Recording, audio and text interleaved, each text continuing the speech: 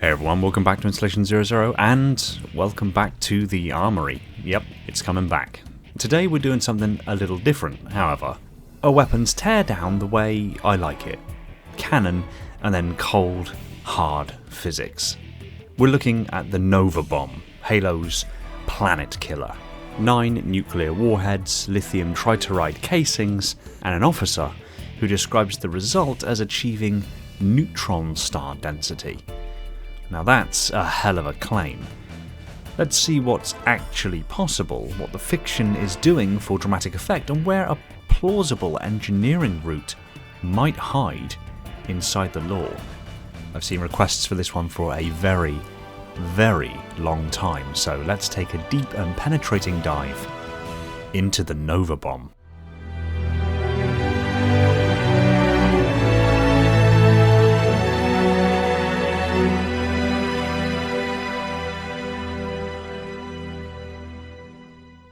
So first things first, a quick canon summary. So it is summarised that the Nova device is a cluster of 9 nuclear fusion warheads encased in a lithium triteride casing. The casings themselves are driven into the centre of the combined blast and, according to in-universe testimony, are compressed to neutron star density, massively amplifying the overall yield.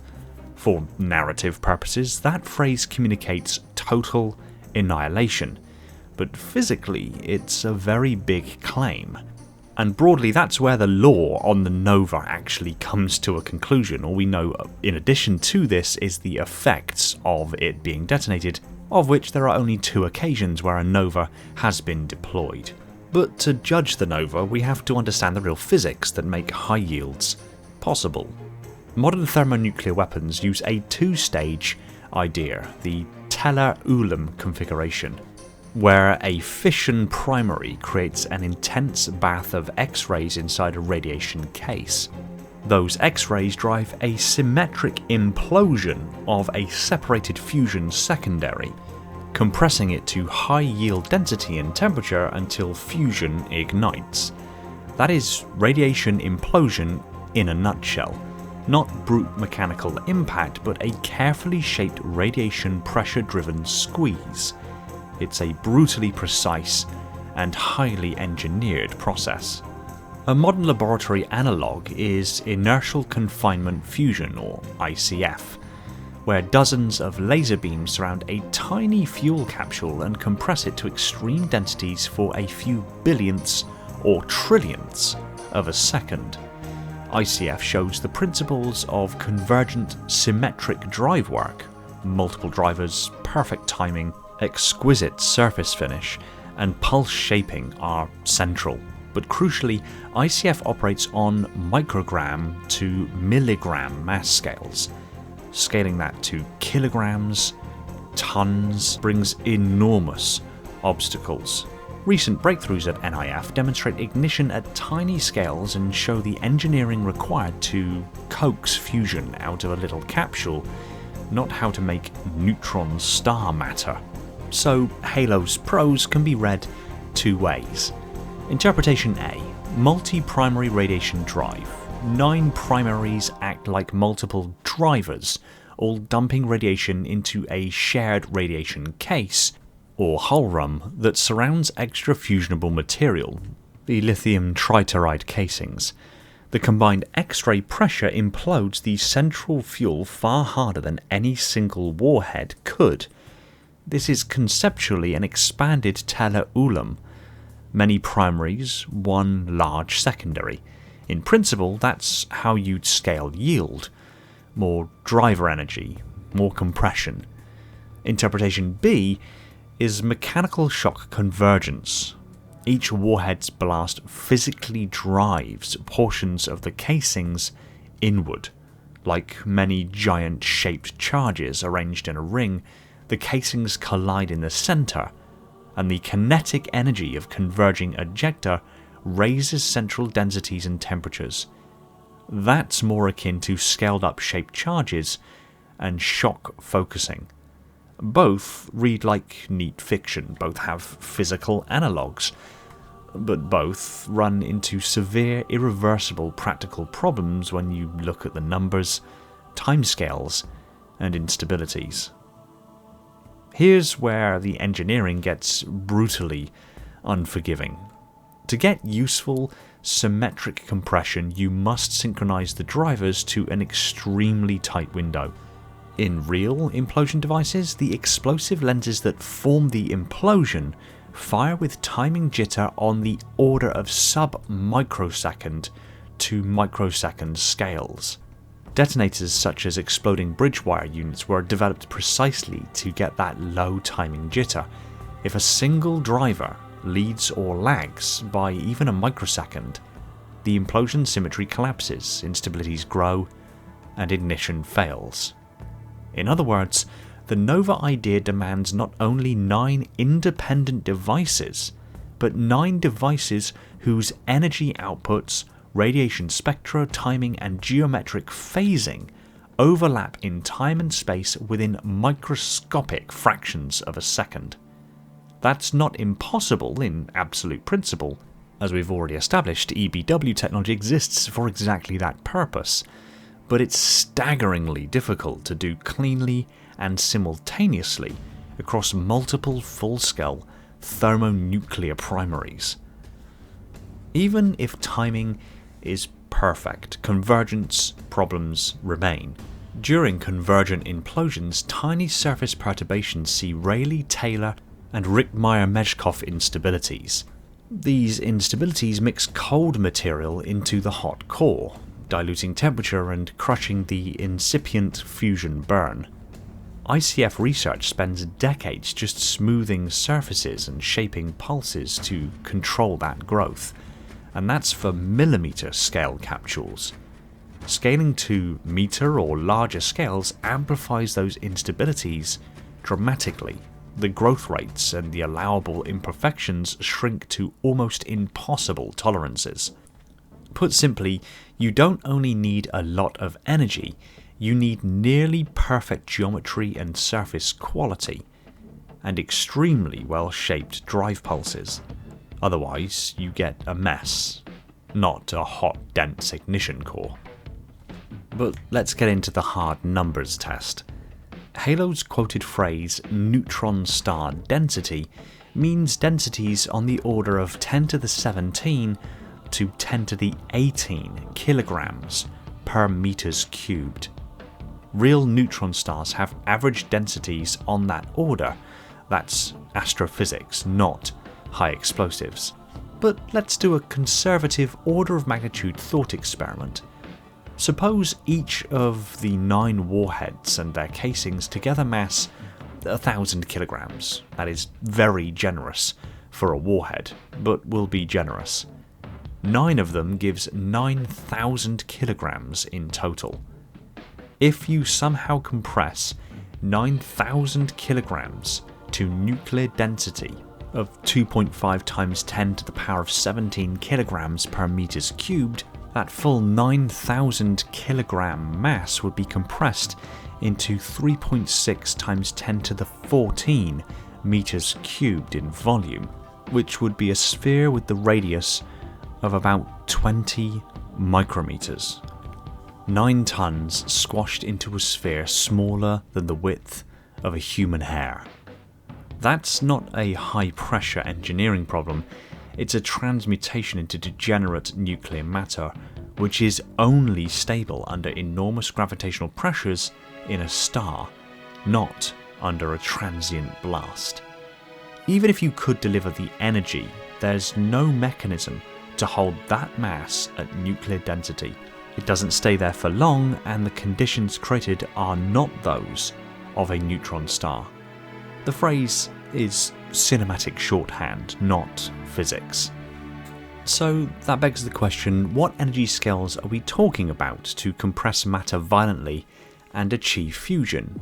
Well, looking at ICFs and NIFs, these are pulses delivering a couple of megajoules of driver energy to a millimeter capsule have recently produced fusion output in the few megajoule range.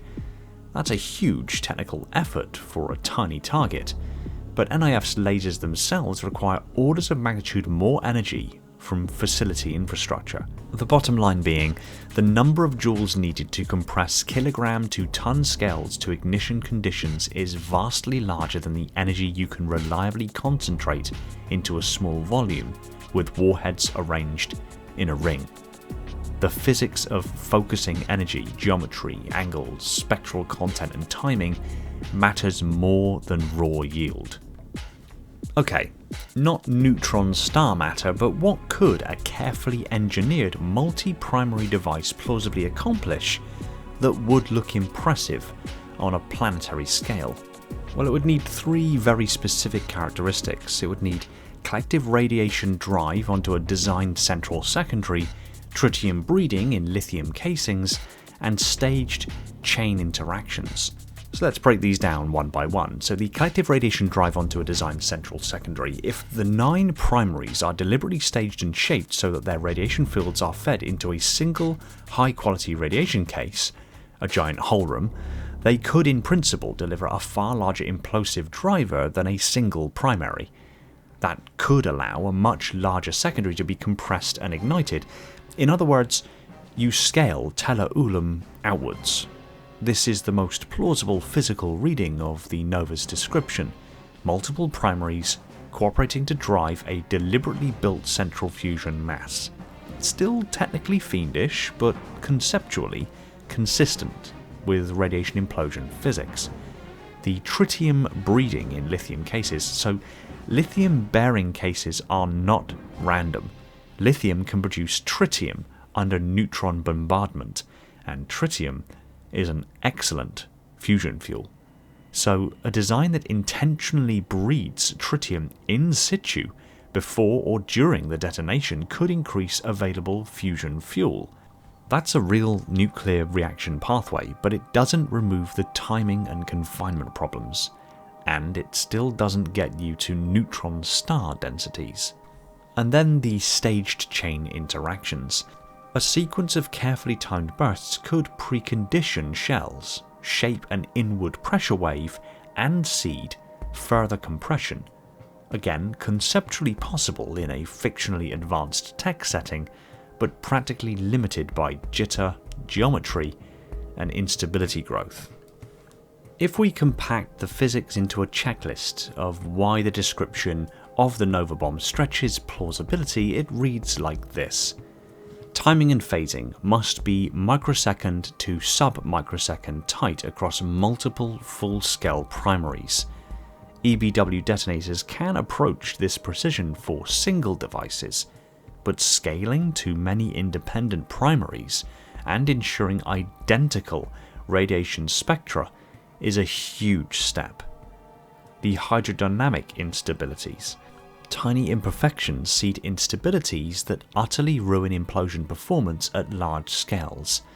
ICF experiments shows this painfully well. Confinement time. Fusion needs high density and sufficient confinement time. A transient collision of ejector in free space is unlikely to provide the required confinement without an engineered radiation case solution. Energy and scaling.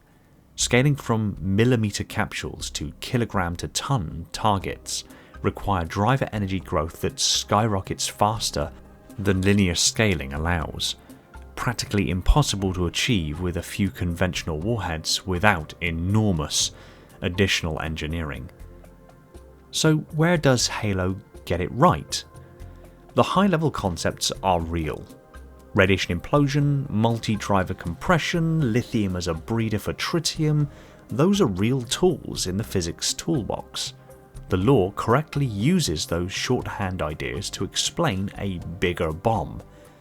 Where Halo departs, strongly, is the neutron star density. This is astrophysical. You can't transiently press tons into nuclear density with conventional explosives or even multiple warheads. The Nova is a dramatic extrapolation, an elegant piece of techno-fantasy that leans on real physics but crosses into cosmically unrealistic claims for dramatic effect. But if we suspend the disbelief and assume the advanced technology that comes 500 years in the future allows the creation of a bomb just like this, would it be powerful enough to fracture planets, splinter moons, burn away half of a world's atmosphere, and wipe clean entire Covenant armadas in a single blast?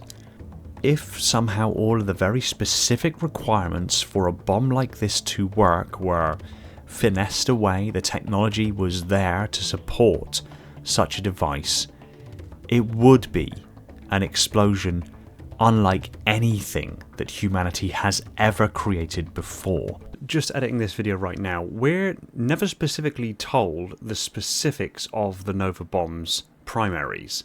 So it says it's 9 nuclear warheads that set off a secondary, but we're not told if those primaries are conventional primaries, as in conventional explosives initiate a fission reaction, and then that fission reaction is the primary that then initiates the fusion secondary, or they are the conventional thermonuclear hydrogen bomb, and the 9 of them together initiate an even more intense secondary fusion explosion. That could boost the yield considerably. And I do have some notes here. So if each of the 9 primaries is itself thermonuclear, the driver energy jumps dramatically. 9 fusion primaries acting together could plausibly power a secondary large enough to scorch an entire hemisphere and wreck any fleet in low orbit. That level of damage is horrific, but still falls short of the neutron star density or simple moon splitting without exotic physics at play. So think of the primaries as not only adding their own explosions, but as superchargers for the central secondary. The whole can be far greater than the sum of its parts if, and only if, the timing, geometry, and surface perfection are almost godlike. Again, assuming all of the problems of such a bomb are finessed away, and implementing average efficiencies of a fusionable reaction, we're looking at a bomb with a yield of around 812 megatons. This is a number difficult to get your head around, but we're talking continental scale devastation near ground zero, severe regional climate effects, a nuclear winter across hemispheres, possible depending on target environment, major long-term biosphere damage, useful for destroying a large continent's infrastructure, and can wipe out orbital fleets with immediate blast and severe damage out to many hundreds or thousands of kilometers. So with all of this in mind, yes, with enormous fuel masses and ridiculously good coupling, a Nova-class weapon could scorch a hemisphere and induce civilization-ending climate change. It could vaporize orbital fleets in the immediate vicinity. But no, absent of exotic physics, a 9-warhead cluster cannot literally compress ordinary matter to neutron star densities, nor is it realistic that such a device could shatter moons or strip an entire atmosphere using conventional fusion alone. The energy budget for those feats are astronomically larger than any plausible thermonuclear fuel mass you could pack into a bomb. The Nova bomb sits in a sweet spot of fiction. It borrows real, scary physics to sell total annihilation. The core scientific ideas it gestures at are solid. Radiation implosion, tritium breeding, multi-driver compression, but the specific claims about neutron star densities belong to mythic language, not vacuum-tested engineering. If you want a believable superbomb inside Halo's tech, picture not spontaneous neutron star cores, but a monstrously large, exquisitely engineered multi-primary tele-ulam device built around a purpose-designed hull room and a central secondary. Still terrible, still planet-ending, but obeying the rules of physics more closely. If you want a full splinter moons and evaporate seas vibe, the story needs to rely on exotic physics. Forerunner tech, antimatter catalysts, or energy to mass conversion.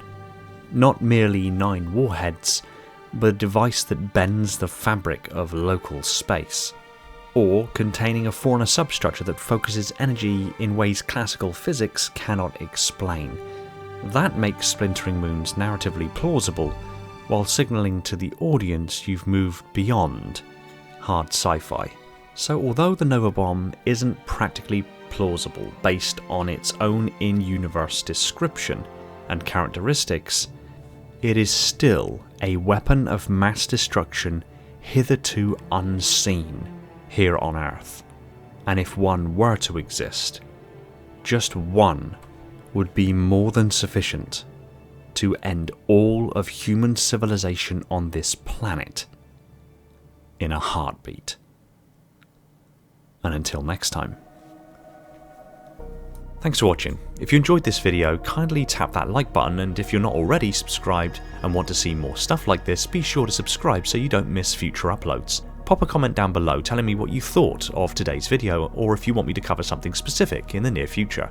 I want to take this opportunity to thank and give shoutouts to my patrons and YouTube supporters: Spartan10148, my singular Contender class Ancilla, the triumvirate of minds within my installations Metarch, Falcon, Jordan and Poseidon, my 7 installation monitors Sophia, Ashley, Esoteric, Spartan1029, Chris, Orion and Shane, the crush of sub-monitors Legion, Ryan, Lebrat, Spartan0137, Element 0, J3, Cult, Evermore's, Personal Devil, Scion Esports, Phantasma, Ashton and 191 Shaken Lightbulb, my fleet of Strato Sentinels, my most loyal of Enforcers, and every single one of the awesome people supporting the channel over on Patreon. My Tier 0 Transcendent YouTube members Spartan137, again, Maury, Jimbo and Balaz, and all other YouTube members keeping my installation functional on that glorious vacuum energy. I cannot thank you all enough. Shout out to John because... And if you like what I'm doing here, consider supporting the channel on one of the support links in the description to net yourself some tasty merch and help keep the channel going. Take it easy everyone, and find peace in the domain.